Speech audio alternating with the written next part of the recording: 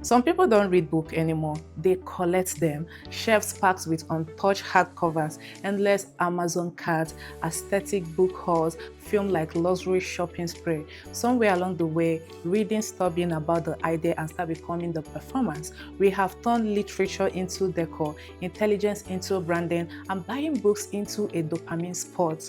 Let's talk about it. Book haul culture has completely reshaped the way we react to literature. What once symbolized curiosity, reflection, and intellectual exploration is now often reduced to aesthetic consumption and online validation. Social media transformed bookshelf into status symbol, where the value of reading is increasingly measured by how many books we own rather than how deeply we engage with them. The unread shelves has become a performance space created for likes, the admiration, and the illusion of productivity. But beneath the cozy lighting, the color-coordinated shelves, and the massive shopping halls lies a deeper psychology shift.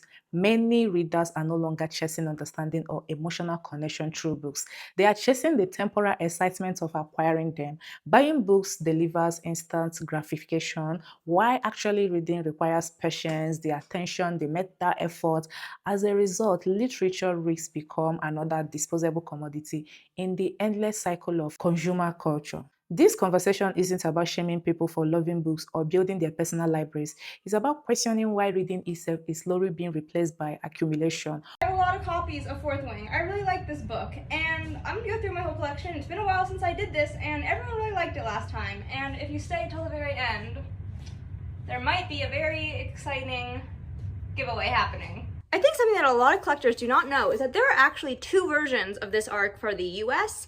This is the very, very first printing of Fourth Wing that came out. It is a lot smaller, it's chunkier, it's less floppy, it has no map, and this was the very, very first one, and I did get it signed on her tour. And then here is the second version of the US. Again, it's a lot bigger, and it did have a map, and once again, I did bring this gift signed on her tour. All my editions, this is probably my favorite. This is the one that I received in PR from the publisher. It is the beautiful foiled UK Writer arc. And again, I got it signed on her tour. And then here I have a scribe arc, which I got from Means that will never be shared to anyone. It is not signed. I will be bringing this to a Polycon to get signed by her. And then my last arc, this one I was able to get from a friend. This is the Healer's Quadrant. And once again, I met her on her tour, got it signed. I'm missing one edition. Anyone, every single person on the internet knows that I literally have been pleading, begging, crying for this arc.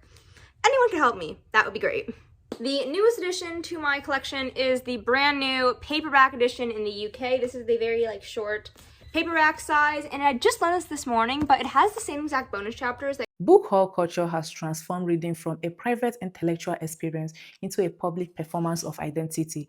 Owning book is now treated as evidence of intelligence, discipline, depth, and sophistication. Even when the book remains unread, social media rewards this appearance of being well read more than the actual act of reading itself. Instead of us asking, why did this book change about me? We now ask, how good will this look on my shelf if I put it on my shelf and make video out of it? The unread bookshelf has become a status symbol similar to luxury handbags, skincare collection, or niche perfume display.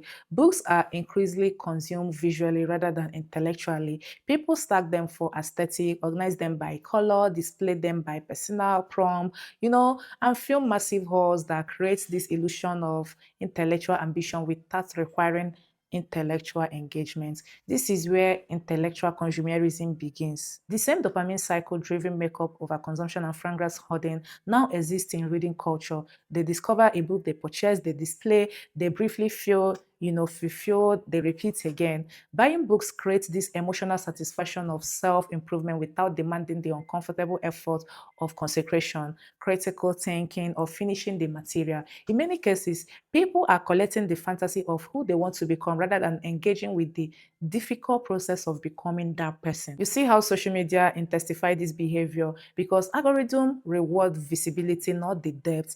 A 40 book haul perform better than a thoughtful discussion about one deeply analyzed novel. quantity become more impressive than the comprehension. As a result, literature risks become aesthetic wallpaper, another consumable object used to construct an online persona rather than a tool for genuine transformation. We see this a lot. You see people showcasing their book collection, and sometimes you see them showing the first edition, second, third, fourth, and you see them buying duplicates of this same book.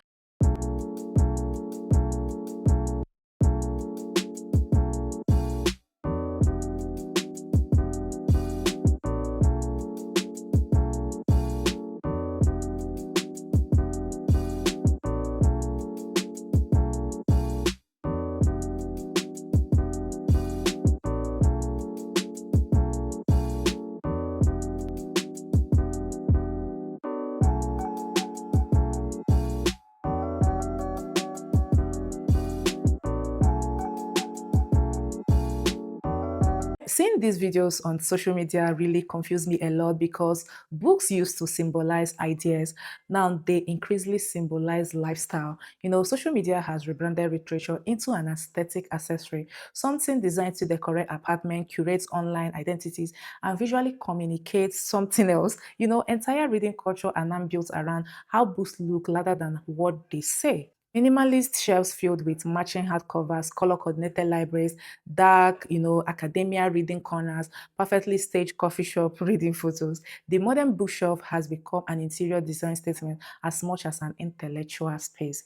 And while there's nothing wrong with enjoying beautiful books or creating this cozy reading environment, the problem begins when aesthetic replace the engagement, when the visual performance of reading become more important than the reading itself. Literature gets stripped of its original purpose and turned into a decor. Books are now marketed almost like a luxury fashion. You see those limited edition, you see those sprayed edges, collector covers, aesthetic book set, deluxe handbags. You see, publishers and influencers understand something important. People are not just buying stories anymore. They are buying this identity. They are buying the beauty of what a book look like. So how this book is going to look on a shelf determines whether these people are going to buy it or not. So only certain books signals you have a taste, intelligence, morality, political awareness, or artistic depth. Displaying them publicly become a way of curating an image of yourself without necessarily interacting with the content inside. This mirrors the same psychology structure behind skincare shelf, perfume collection, and luxury haul. And slowly, consumption becomes self-construction. Instead of asking, what knowledge am I gaining? People increasingly ask, what version of myself does this purchase communicate? The danger is that literature slowly become the tango from the introspection and transform into visual branding. Books stop being intellectual tool and become social prompt, aesthetic evidence of a personality person wants others to perceive online. And ironically, the more book become decorative object, the less time people often spend actually sitting down with them deeply. Reading requires slowness, patience, and sustained attention. Quantities that social media culture constantly interrupts. Sometimes you can read a book from chapter 1 to chapter 2, 3, 4, 5 before you really understand what that book is. So there's just a lot of time sometimes that you need to be able to read a book, enjoy that book, and understand the message the author is trying to pass. So why book culture appears more popular than ever online, genuine deep reading may actually be declining underneath the aesthetic performance. We see this a lot. You see influencers filming aesthetic curated reading routines. You see those slow motion shots of special edition books. You see those BookTok creators displaying collected edition. You see those flat lay with candles, the coffees, the tabs, the flowers, and the hardcovers.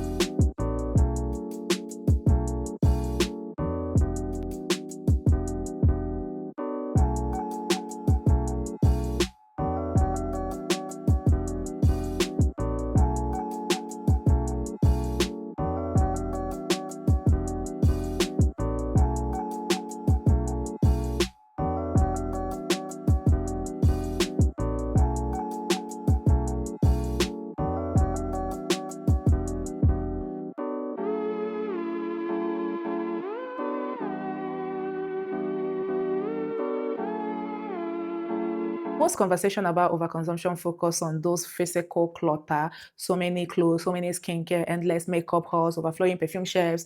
But book haul culture reveals something deeper. Consumerism is no longer just occupying our home, it's also occupying our minds. The unread shelf represents more than wasted money or physical assets. It also represents this fragmented attention, aspirational pressure, and the constant feeling that we should always be over consuming more information, more self improvement, more productivity, and also more content. This is why the influencing need to expand beyond closets and beauty products into our intellectual lives, because not every form of overconsumption looks shallow. Some form disguise themselves as ambition, intelligence, or even self-development, but it's still eating down in us is still overconsumption. Buying dozens of books can feel productive even when we never read them. Accumulating knowledge symbol creates the illusion of growth without requiring the discomfort of this consecration, the reflection, or the actual change. The unread shelf become a physical manifestation of the mental overload, a reminder of the version of ourselves we feel pressure to become. We read more, learn faster, optimize yourself constantly, stay informed, consume more ideas. And we see how modern culture has turned intellectual curiosity into another productive competition.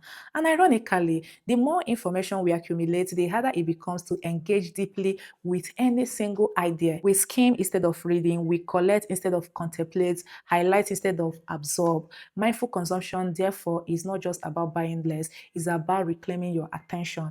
It's about restraining the algorithm pressure to constantly acquire and instead learning how to sit with what we already have. One meaningful book fully understood may transform someone more deeply than 50 books consumed performatically. Influencing should not simply teach people how to declutter their space, it should teach people how to protect their focus, their curiosity, and the ability to think independently in a culture designed to keep them endless consuming. Because the real luxury today is not just owning more knowledgeable items, it's about the mental stillness to still engage with more. We see this a lot. You see those overwhelming stack of unread books. You see the endless scrolling through BookTok or online, bookstore. You see tabs open with book to buy list. You see someone staring at the shelf looking mentally exhausted. We see those type of content, and it actually changes how we envision book. I remember when I was in school, we go to libraries, we read. Sometimes we do what we like to call trade by barter. When you read a book, you give a friend will give you what they read. It's just a lot of things that we practice then to read. And sometimes it takes you time to read this book. Content creation is a full-time job for some people. And when you see people that create content around beauty, skincare, makeup, you see that this is the content they create constantly. So when you see someone who creates content about books like this book talk, and you see them constantly making video, you tend to wonder when they have the time to create this content. Creating content takes time, reading takes time, editing those videos. Book or culture may look harmless on the surface. After all, society tends to romanticize reading and treat book collecting as automatic intellectual. But when we look deeper, we can see how the same pattern driving, beauty over consumption. We see those fashion hauls and lifestyle consumerism have quietly entered our relationship with literature. Books are increasingly being used to perform intelligence instead of to cultivate that intelligence.